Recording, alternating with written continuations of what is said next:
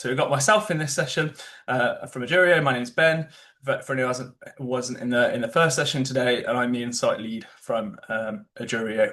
And my role at the Ajurio is to share insights, thought leadership, and today that'll be my role. I'm going to be sharing some of the data from our fabulous staff experience data set, and then I'll be handing over to the rest of the guys on the school. If you want to introduce yourself, we'll start from left to right. I think Mandy, that's you next. If you want to introduce yourself to all those on the call today.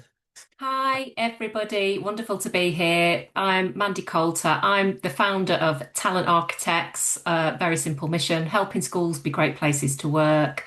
Once upon a time, I was director of people at United Learning. I'm also a trustee at EACT Trust and the National Teaching Awards, and was a trustee at the Diocese of Coventry Trust. So lots of experience working on people strategy and development in schools.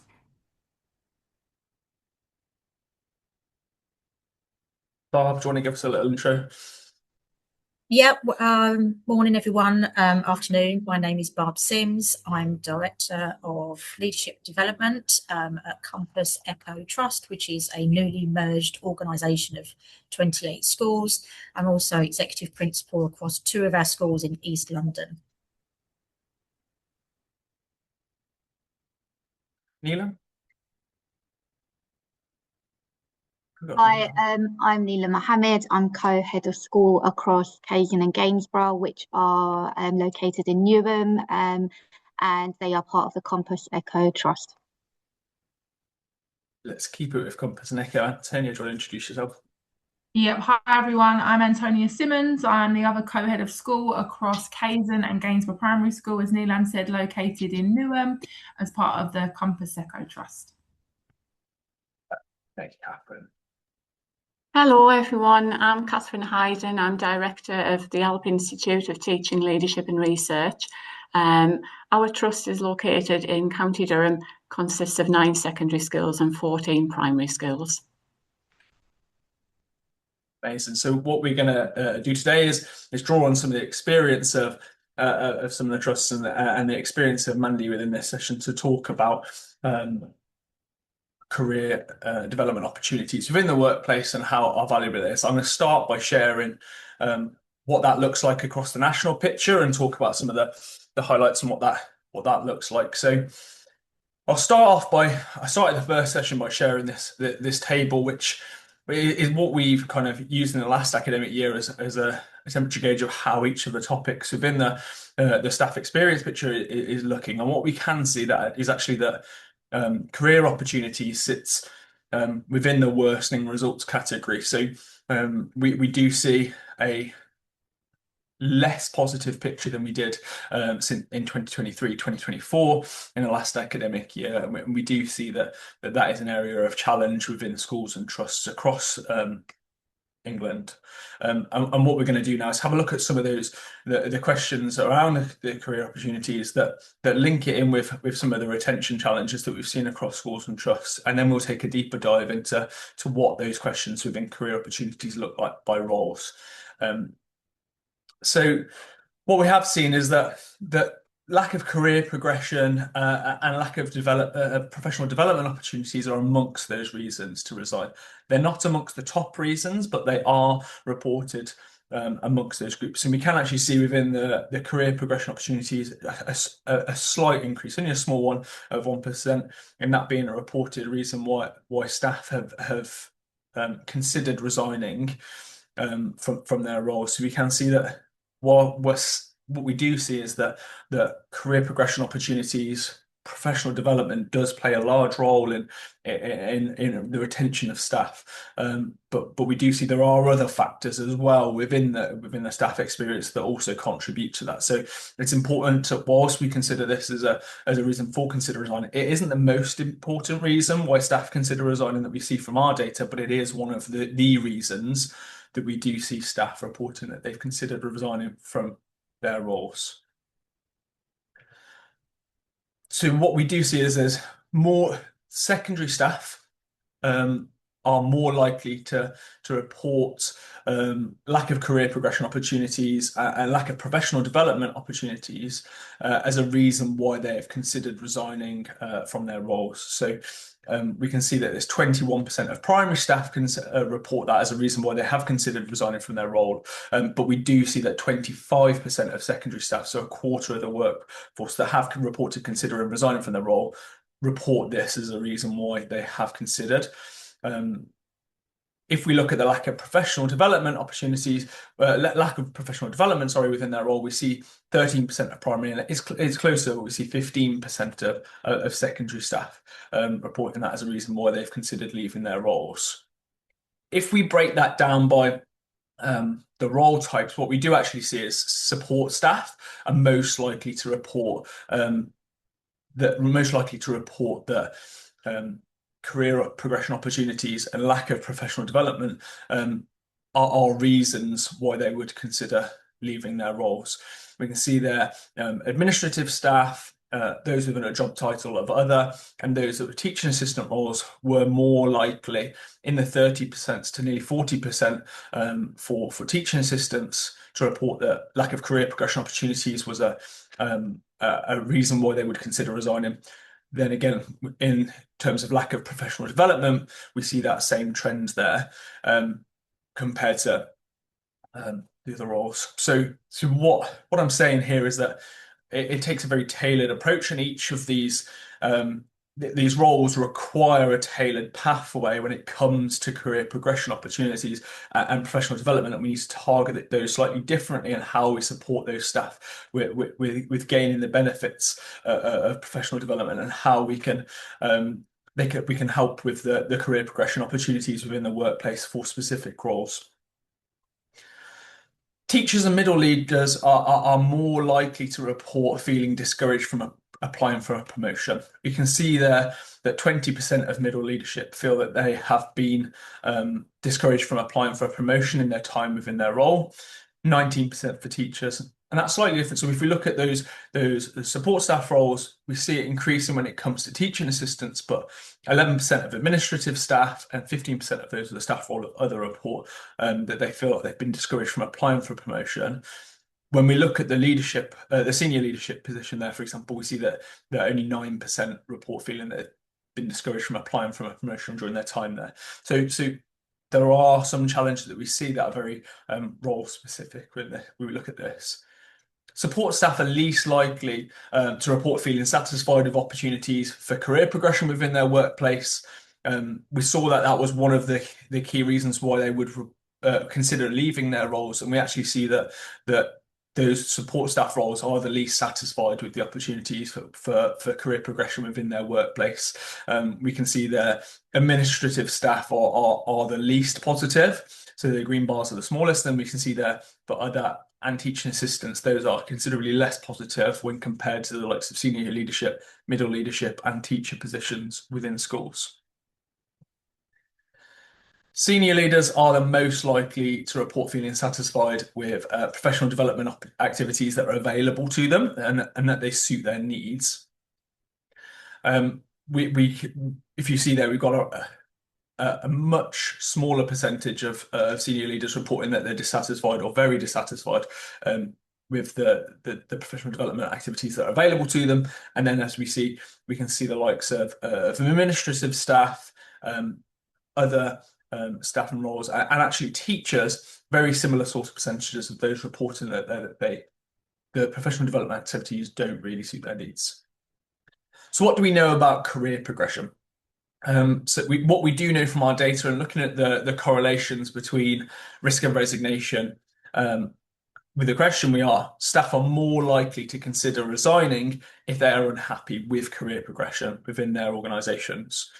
Staff are more likely to report feeling satisfied with opportunities for career progression if they feel respected. They're also more likely to report feeling satisfied with opportunities for career progression if they feel fairly treated, and also if they feel appreciated by their leadership. So we see that those school environment factors and those leadership dynamic factors taking an important role there in how satisfied staff are with the opportunities for career progression that they feel within their organisation. The largest correlation with staff satisfaction with career progression is the question, how confident are you that leadership actively work to address your professional needs? So it's feeling that the leadership are doing things to actively act on the professional needs of the staff within those roles. So feeling understood, feeling like you your leadership understands your needs and is actively working to address those. Those are the main links that we see with career progression and the risk of resignation within organisations. And I'll be really keen within the discussions after this to hear about how we can maximise sharing those opportunities for career progression within our schools and within our trusts, and how we can really help to tailor that to the different roles within our organisations. Because as we can see from the data that we've seen in this session, is that there is a very different picture and the experience of how that's perceived depending on the roles that we have within our organisation. Seeing that support staff roles are much more likely to leave, consider resigning from our organisations if they don't feel that they have those opportunities for career progression or professional development activities within their workplace. What I'd like to do now is hand over to Mandy here to start the discussion around this, and I think now's a great time to hear from some of those on our panel about what they're doing within the sector to really amplify the career progression opportunities and professional development that we've got. Great, thank you for that, Ben. I think it's really important we get some time to hear from our two wonderful trusts who are clearly going to share some great work they're doing on this. Just a couple of reflections from me listening to that, kind of really chimed with a lot of the work I do with trusts. I don't know about you, but when I'm working with staff in trusts and I ask them, what's the point of being in a trust? Actually, that ability to access better quality professional development and wider career opportunities always comes up as a big plus of being in a trust. If you like, what Sir David Carter calls that trust dividend. I find overwhelmingly people do see that as the kind of key benefit. So there's definitely an opportunity there, isn't there? And it's a concern that we see the questions worsening on this area at a time actually when the trust sector is growing. So you'd want to see it actually blossoming. But I do wonder, of course, if the slowdown in turnover and the slightly improved retention picture has an impact on that as well. I think I just wanted to comment on a couple of the groups you mentioned there, because I think that's some really important reflection for us. The feedback around teaching assistants is deeply worrying, because most of the trusts I work with, that's a really core role now that's difficult to recruit and retain to. And there are trusts I know doing magical work to create career pathways for teaching assistants right up to training to teach. So a really important group, I think, to focus on. And similarly, middle leaders, I thought was quite interesting when you compare that to senior leaders.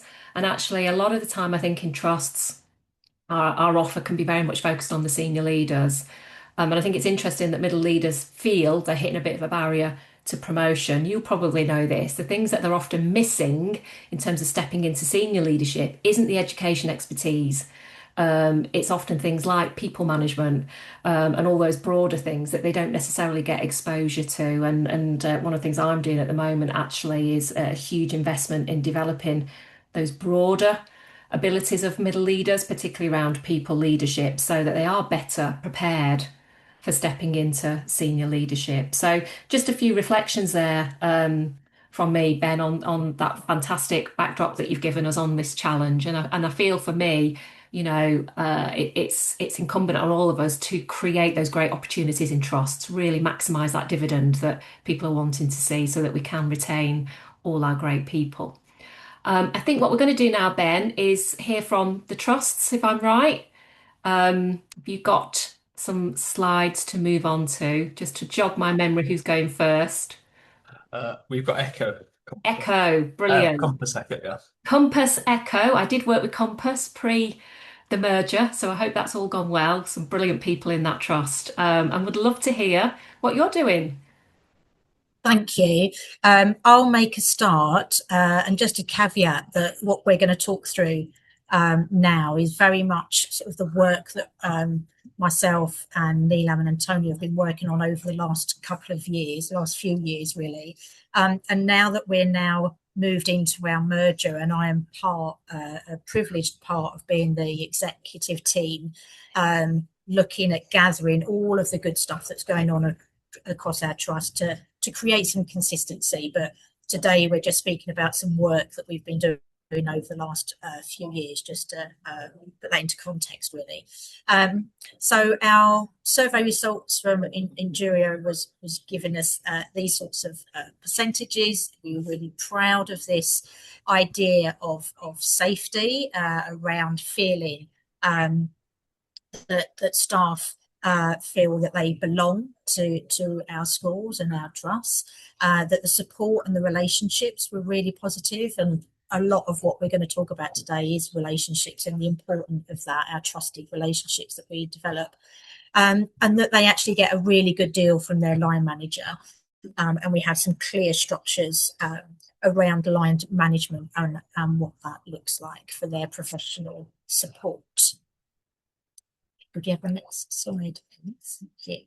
And again, just a little bit of data around how respected by your colleagues do you feel. So some really continued positive outcomes there, people feeling very respected around how they are respected by their leaders and each other. And again, that is very much a culture that we have intentionally created. We know that when people feel valued, that they want to stay in an organisation, and we have an incredibly stable team where we have created career progression and been flexible within our leadership structures to support people on a career progression, because in a more traditional structure there isn't always that progression if you've got a very stable team. So being creative with how we create different posts for that leadership development, particularly for people. Thank you, Ben.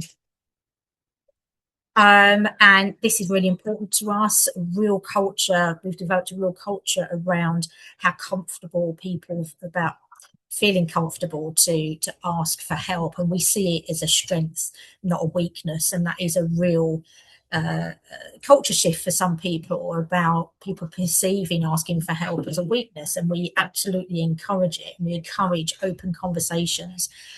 We have a real structure around feedback and making feedback, not a horrible word. Actually, it's part of what we do every day, and feedback to each other, and people feeding up to leadership. And again, it's creating the culture where all of that feels we're safe to be able to do that with each other. Thank you, Ben. And this is everything for us, because it is all about a collaborative approach to what we do every day. People feeling part of our team is really strong as well. And I think where we have, just talking about teaching assistants, I always reflect across our two schools. Our teaching assistants are on one of our schools from our previous head teacher. At the time, we had the budget to be able to extend our support staff's working hours. So our support staff work 8 till 4, and on one day a week, 8 till 5. And that just means that they are completely part of our CPD programme, and the difference in those people and how they appreciate that support in conjunction with our other school that is more traditional, and they work 8:30 to 3:30, and really trying to capture them for their CPD is physically very different and very difficult. But it's a decent comparison to say, the difference in working hours and the input for CPD has a direct input in people feeling part of a team. And we are creative with the other school to make that work, but there is a real difference, and we've only been able to do that in the past. Financially, we couldn't do that now. But that's an interesting difficulty that I know many schools have with support staff. Thank you, Ben, sorry. Okay, so this is, sorry, I'm disturbed by some little people. They've put me off. They've gone now. Okay. So yeah, I spoke about psychological safety, and this is something one of our we love a leadership model, and this is something that we look at often. And the idea of how you create psychological safety, but making sure that doesn't mean we're not holding people to account. And where psychological safety is low and accountability is low, you have this real apathy around your own professional development. You have a comfort zone where the psychological safety is really strong, but accountability is low. And I think sometimes as leaders, we can fall into the trap that we want to be nice and we want to be kind. But for us, being kind is about being clear, and the way that you have to be clear is give clear feedback. And then on the other hand, where you have really low psychological safety and high accountability, which you can sometimes see, you have a real culture of anxiety, which is also not a great place to be.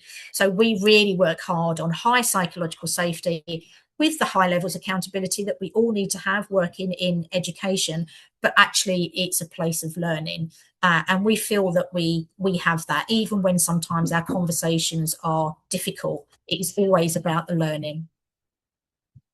Thank you, Ben. Okay. Yeah, over to me. So thinking about relationships and building trust and how this sort of plays a fundamental part. For us, it's a personal, it's not business. So when we're thinking about relationships, we're thinking about connections with the people that we line manage and the people that work in our school. As Barb said, we love a model, and we frequently go back to the trust model, where we're thinking about our credibility, our reliability, intimacy. And it's thinking about how we're consistent. Okay, how do we stay consistent, and how do we really follow through on what we're saying? How are we offering the right sort of background and expertise for the people that we're working with? And how do we create real relationships, sort of resulting in trust and transparency, which is really important.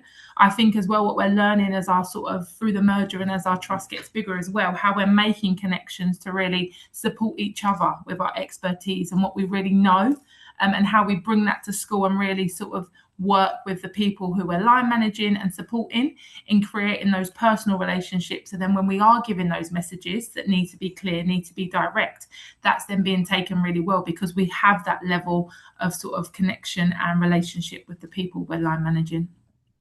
Thanks, Ben. Thanks, Antonia. And we have again developed a real culture around being kind, but actually it's not about being nice leaders and allowing people to do what they want. Kind leadership is about clarity, as we said before, and this was just a nice model around that. And what people sometimes think is we have they're nice and we give people lots of compliments and we smile a lot, and we avoid hard conversations. We certainly don't avoid hard conversations. We do give compliments and we smile often, but actually it's a lot deeper than that. And there was just a few things that I thought were quite nice around when we think of us as a senior leadership team, the sorts of things that we do. For example, giving credit, and we don't take the credit. We make sure that when credit is due, that it's very clear for people. We think about well-being an awful lot. Every decision we make, we think about well-being at the heart of workload for people. Is it going to increase workload? If it is, we need to remove something else. So we talk about that a lot. As Antonia said, building those connections, and holding boundaries. We talk a lot about holding our own boundaries, whether it's with each other, whether it's with our families, because I think sometimes we can fall into different traps like people pleasing and not saying no. Actually, it's important we say no, and it says you say no with empathy. So that's just sort of encompassed our sort of style of leadership really across our two schools. Thank you, Bill. Okay, over to Antonia and Neil. Just how do we put all of that into practice?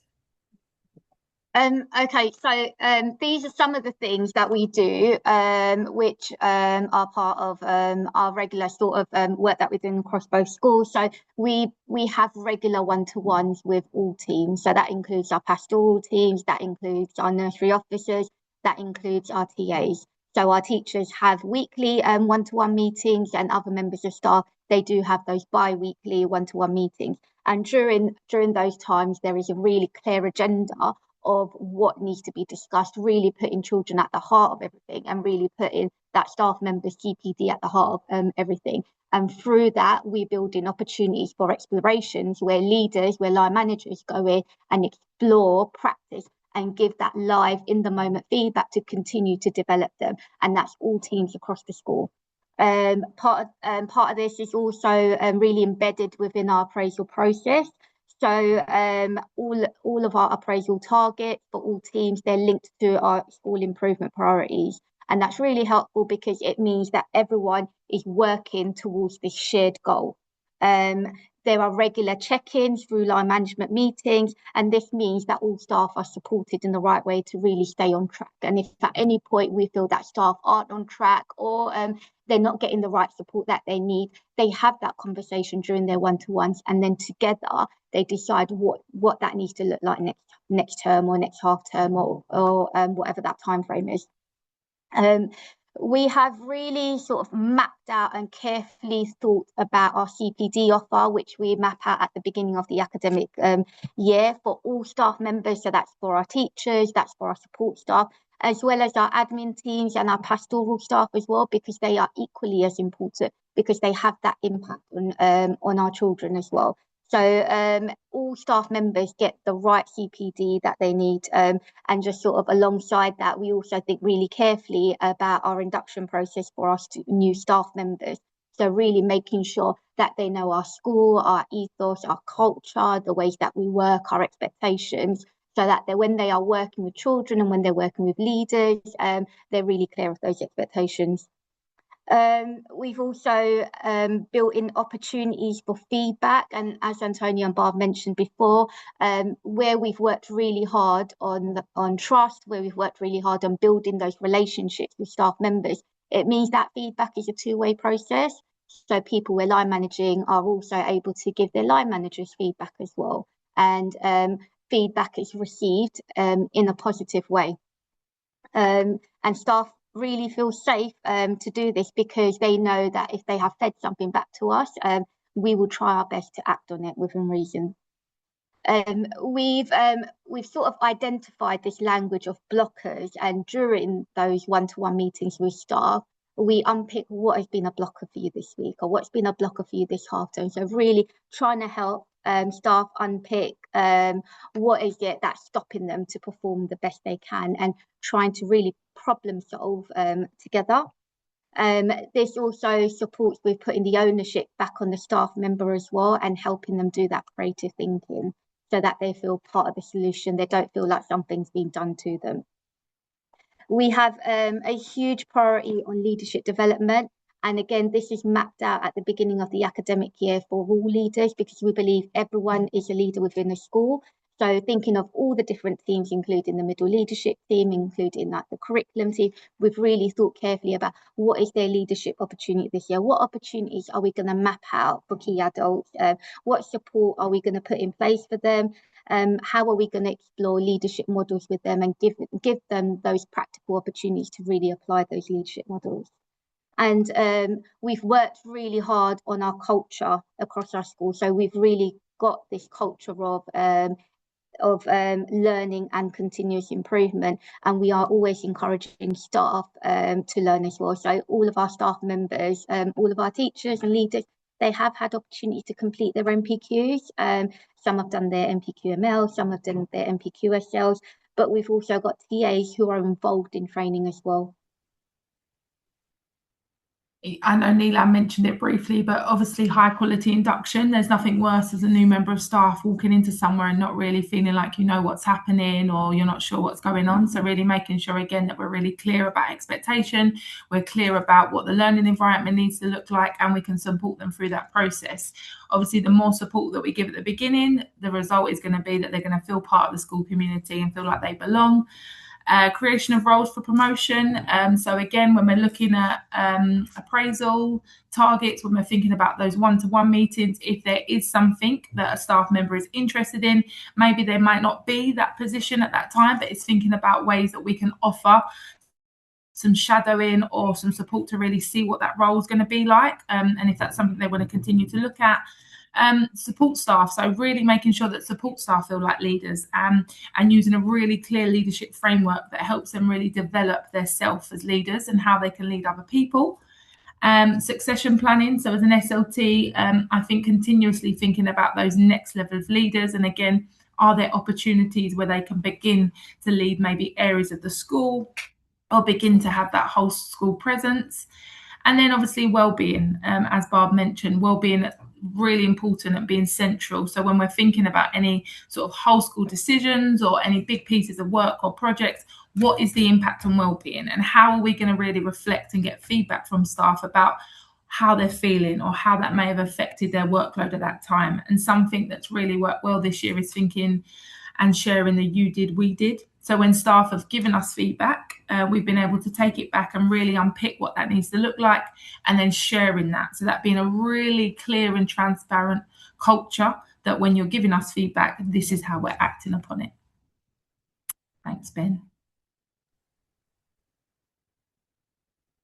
And I think this may have come up in some slides before that I saw you fly through, but definitely this is something with all of these things around what it means to be a good leader. As Neelam said, we believe that everyone is a leader, even if you're just leading yourself. So the work that we do around coaching and developing people to be the best people that they can be, which leads into them being the big leaders, is all around this stuff on this infographic here.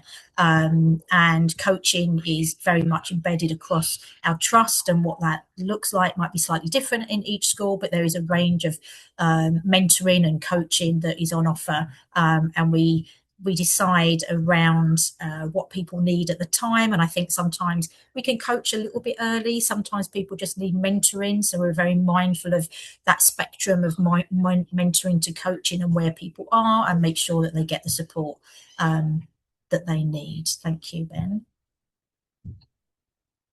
And that was it really, just in terms of any questions or anything. That's fantastic, Barb, and team. Absolutely blown away. Wonderful to hear all of that. I think what we'll do, if it's okay with you, is we'll move on to hear from Catherine, and then we've got both contributions, and then we'll come back to questions, if that works. Okay, Ben? We happy with that?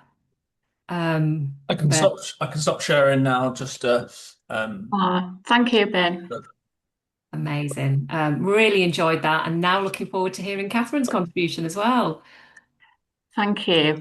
Well, just to give a little bit of context before I kind of share our ALP Institute website, we've made career development a real trust priority through the launch of our institute, which occurred in September of last year. So the Institute brings together professional learning, leadership development, and research engagement into one coherent offer. And our aim is to make growth visible and accessible for colleagues at every stage of their career. So really what we're looking to do is create career pathways that support expertise for both staff who are working in the classroom or with our central team, non-teaching staff as well. So I think probably the best way I can do that is probably to share the website.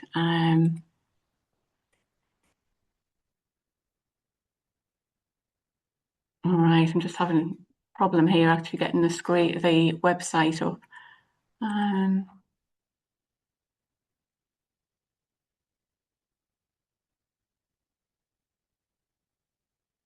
Some reason that's not sharing, Ben. I don't know if you could just bring up our home page of ALP Institute, and I'd just be able to talk through. Bear with me 1 second. Thank you.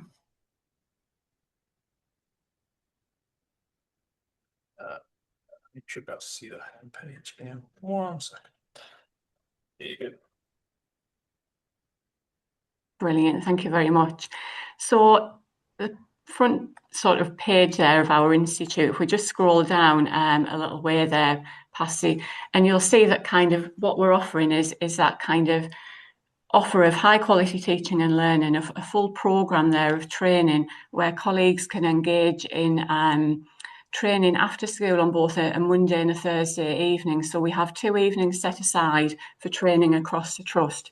So schools have their own individual training programme, which is bespoke to their needs, but we have the Mondays and Thursdays, and that's a consistent offer every week, which is entirely optional for our staff to participate in. As part of that offer, we also have a really wide range of programmes for leadership development, whether that be for an early career teacher joining the trust, so that could be starting with induction. It could be supporting them with behaviour management or teaching and learning, or adapting their teaching to meet the needs of pupils in their classroom, right through to work for middle leaders, senior leaders and executive leaders in our trust. So a really comprehensive programme there.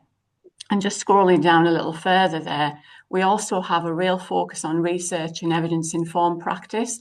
So that is an opportunity for colleagues to be innovators. So we're very much around providing those opportunities for staff to, for example, engage in a project with the Education Endowment Foundation, or to come to us with an idea of something that they would like to implement in school, and we would give the support there. So we have really strong partnerships in our institute with the local university. For us, that's Durham University. So we've got researchers from Durham being paired with colleagues in our schools on a whole range of projects, topics ranging from special educational needs to literacy and mathematics. That's brilliant, because what that offers is an opportunity for our staff to learn from, often worldwide experts in particular areas, and for the researchers to actually come into school and have a test bed for their research. So that's something that we publish through our journals, which are available on our website, and I'll show you where they are in a moment. But just to summarise our offer there, it's a really comprehensive training programme, cutting edge research. And just like Barb said there, that real focus on collaboration. We feel that excellence is achieved through collaboration. So the opportunity for our colleagues to come together from the different schools across our family of schools and work together is really powerful. It's really motivating. And I think the evidence of that is how colleagues have engaged with our institute since September. So I just looked at statistics before our webinar. We've had 186 opportunities for professional learning across the trust in September. We've had over 1,800 places booked on training, and we've had over 70 staff involved in leading and developing training. So I think there's leadership opportunities there, both for staff who want to develop their own expertise and attend the training, but also for staff to actually lead and develop a training programme. So we feel like the Institute is very much that place where knowledge meets inspiration. We have a programme set up at the start of the year. The calendar for next year is currently in place, and booking will open online in September. But we're also responsive to need. So we do get suggestions, we take feedback from colleagues, we evaluate all of our training programmes, and all of that information and data is fed into the programme that we've built for this year. Then if you could just scroll down a little further, please. What you can see there are the tabs for our training and events. So, for example, if we go into the leadership tab, and what you'll see there is kind of a selection of some of the training that we offer for colleagues across the trust. And I think really important to emphasise that our training is for both teaching and non-teaching staff. So you'll see there we've got an offer for strategic leadership for raising Year 11 achievement. We've got site leadership meetings. We've got a sustainability leadership training programme. We've got networks for our admin teams, and so on. And that's really just a small selection. But if we were to click on one of those, so maybe the strategic leadership for raising Year 11 achievement, and go into the more information, what you can see there is it's a really clear layout for colleagues across our trust. They can see when the training is taking place.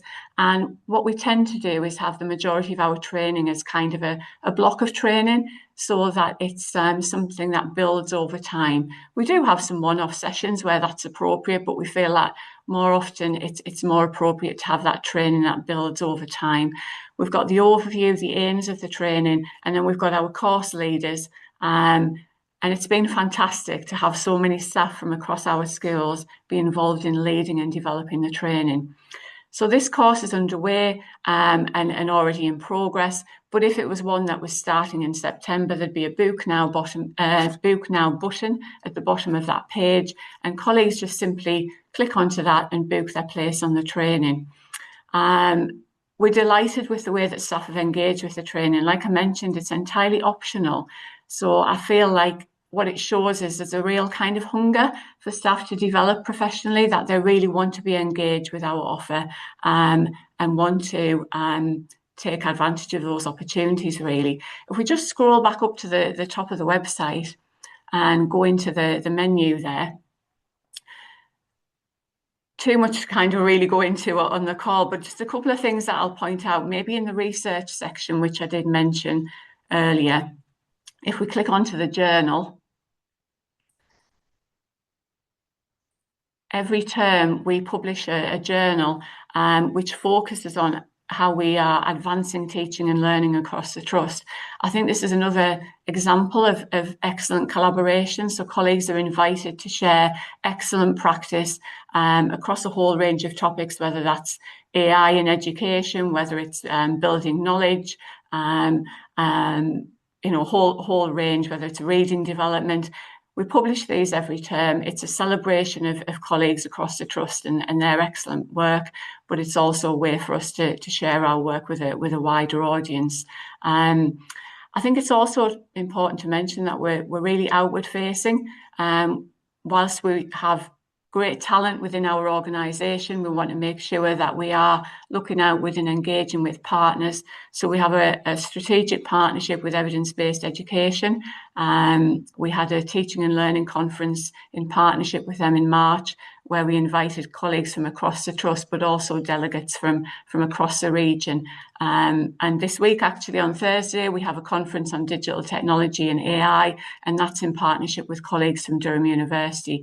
So it's very much about celebrating that excellence within our organisation, but also being an outward-facing organisation as well. So much more I could say there, but I better pause because I know that there'll be time for discussion and questions. Thank you so much, Catherine. Absolutely wonderful to see that. And actually great to see it live and interact with the website. Well done, you two, for making that work. Thank you. Ben, have we got another slide to just pop up? Because I have got a couple of questions I wanted to kick off with both the trusts. But I'll just give you a moment. I don't have another slide to pop on now. If you want the discussion, Oh, okay. I thought you had one of mine, but not to worry if not. It's not in the slide deck. Yeah, it's okay. It's okay. I sent it over yesterday, but no worries. No worries. No worries. I'll come back to it then later on. If you've got questions, pop them in the chat. Ben's going to keep an eye on that. So if anybody's got a question for either trust, please do that. But I will start because I've got a question for both of you. A common question and then a slight nuanced question for each of you. We've talked a lot about support staff and those that educate but don't teach, as I like to call them. And you've given us some examples of that. I'm really interested if either of you using apprenticeships to really grow and develop that workforce. And then I think Barb and team, it'd be lovely to hear from you about how the trust sort of really connects and supports the schools with professional development. What's the trust dividend, I suppose you feel? And Catherine, slightly different nuance to you, which is how do you get schools really engaged in the trust offer? So it's, it's slightly different perspective on both, if that's all right. But Barb, can I maybe come to you first on those two questions? Yeah, of course. Sorry, what was the first question? Apprenticeships. Apprenticeships, yes, we do. Yes, we try to capitalise on those as much as possible. We've got some people doing some level 5 Thrive apprenticeships. We're a Thrive ambassador school at one of our schools, so it's really important we continue to support those pastoral team members that sort of lead on that as well. And our second school, we've got a couple of people doing apprenticeships. We also tap into other trusts training. There's something called Lead London, which is run by Letta in East London as well, where we connect with them, and we've got a number of people which are engaging in that, which is, I suppose, it's that first step before they go into an NPQ. But apprenticeship as much as possible. To be honest, it's a little bit tricky when we have support staff that are working one-to-one with children, and how we try to be as creative as possible. It'll be really interesting to hear if other people have any solutions. But obviously with their college days and their training days, how do you manage that? How do you balance the cover needed, the timing that they have with the course? So that is something we continue, because we want to be able to offer it out further, but we engage with apprenticeships as much as we can, really. Great, thanks, Barb. And if anybody's successfully tackling that, please do pop in chat, but it might be Catherine can come back as well. And whilst we've got you with us, Barb, my second question was about, for you, interacting with the Trust and the Trust career pathways, and what's the dividend you feel you see for your staff and professional development? Well, huge they are. I think it was so exciting. We merged with Compass Partnership of Schools on April the 1st, and working with a range of new colleagues and taking the best of each trust, and doing a piece of work with our HR director and our school improvement director at the moment, to make sure that we capitalise on everything that we have from our two trusts. We get everything up and running for September, and that is only going to grow and develop. We're two strong trusts that are very like-minded in terms of professional development, and at the moment we're just creating that excitement through our through our team of head teachers, because obviously we want them to promote everything that we'll have on offer, whether it's network meetings for subject leaders, or coaching for head teachers or deputy heads, or induction programs. At the moment, we're generating that excitement across all of our schools. So I'm really excited for next year, because I think there's so much to start with, but so much to grow and develop as well across, the next 2 or 3 years. Great, that's wonderful to hear. Thanks, Barb.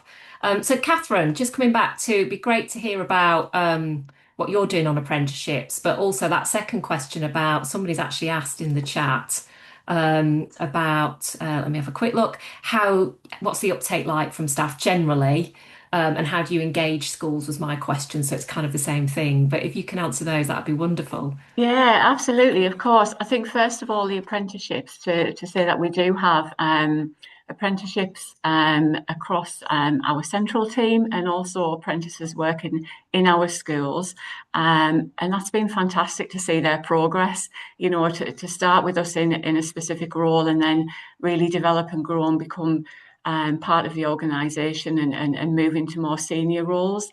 We're really proud of the fact that we've actually got apprentices from some of our schools who joined us as an employee. So we really are keeping it in the ALP family, and we're really passionate about that. So that's been fantastic. And then we've also got a partnership with the local college, Bishop Auckland College, and that's enabled us to expand our offer of training, to work with them on some of our apprenticeships as well, and also to kind of give staff those opportunities to participate in accredited training. So that's something we're looking to grow and develop. Wonderful. Into next year. Yeah. Thank you, Catherine, for that. Now, we've had a question which I think is a really interesting one in the chat, because you're obviously both in trusts, and Barb, you were talking about the trust growing and how that creates further opportunities. If we'll start with you while we've got you on, Catherine, somebody has asked about, in terms of trust staff, who's leading LND? What's the kind of resource like across the whole trust? We've also got you, but what's the team like? Yeah, I mean, it is a real team effort, and it's very much around kind of the passion and enthusiasm of our CEO in terms of driving this across the organisation, and then our team of head teachers. And then it's about kind of utilising and drawing upon the expertise of staff within each school to make sure that everybody feels connected. So I think the key thing is around sort of, you asked about engagement, and I think it's around communication with staff. It's important that everybody knows what the training offer is, that there's an opportunity for everybody to be involved.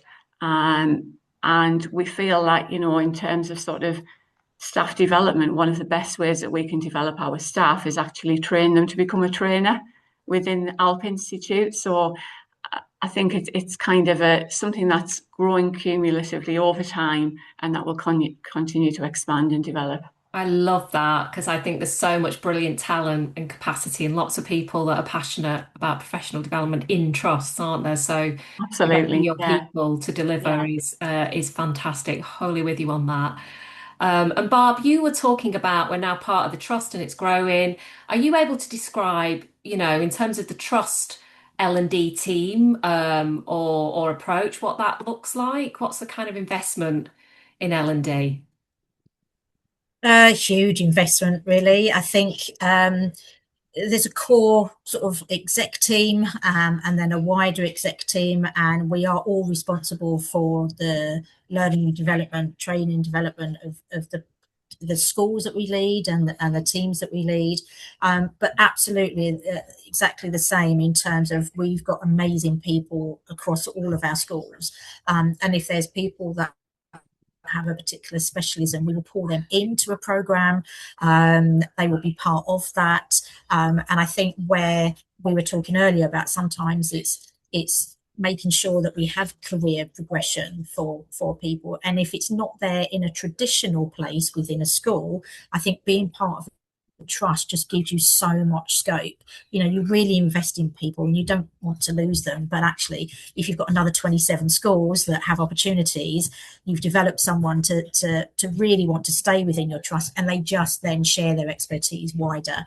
And I think where there aren't, maybe if there isn't a leadership role particularly within a trust, it just gives you so much more scope, and that's what's really exciting, because many of our teachers across our schools and staff enjoy that element of CPD, and there's further opportunities to be able to do that in a trust. Absolutely.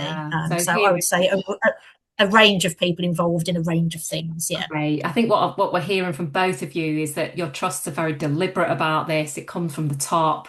There's a proper infrastructure, a trust-wide offer, lots of engagement with schools in developing that and really harnessing the talented people that you have in your trust to develop, to grow these programs. But also, Barb, you were talking there about, look, we can just offer people so much more in terms of career potential. And, where we see those blockers for middle leaders, for example, which you often see, don't you, in an individual school, there's ways that you can help solve some of that across a trust. Absolutely wonderful.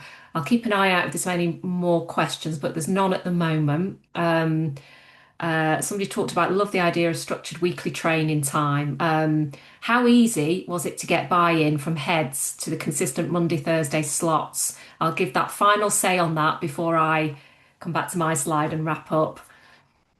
Yeah, I mean, we started early in talking to head teachers and having that discussion, and we have regular head teacher meetings across our trust, and we set the calendar up and had the discussions around that, and we asked the head teachers if they would keep their meetings on a Tuesday and a Wednesday to enable their staff to benefit from the wider offer.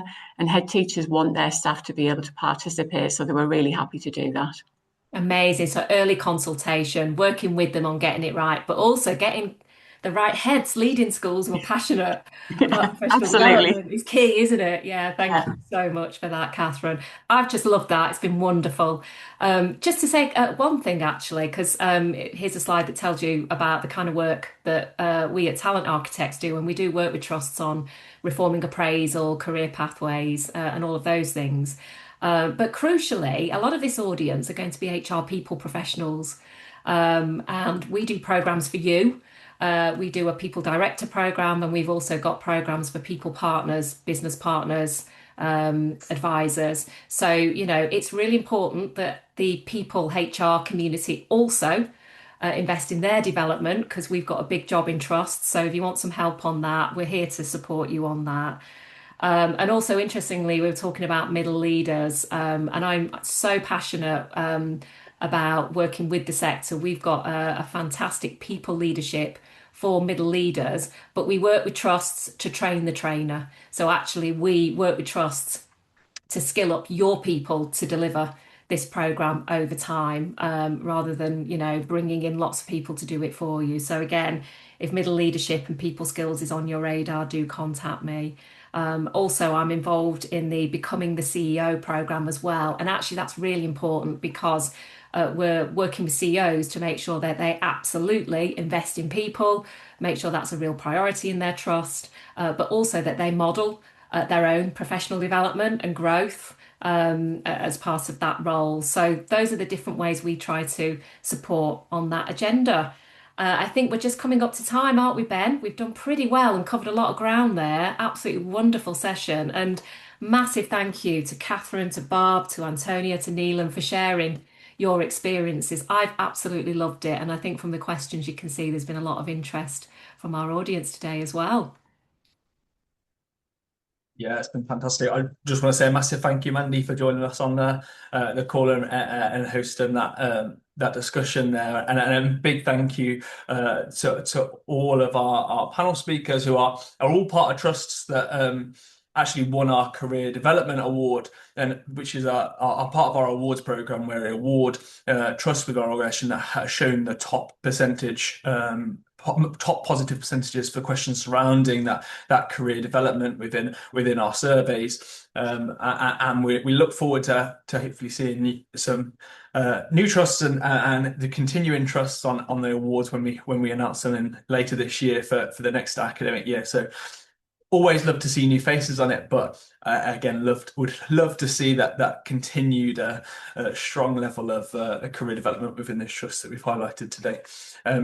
Yeah, so we've got a couple of minutes now just for people to go and grab a quick drink before the next session, which will be starting at 1 o'clock. And that's the session with myself and Iona. And that one will be about staff belonging and retention and what's really driving your workforce.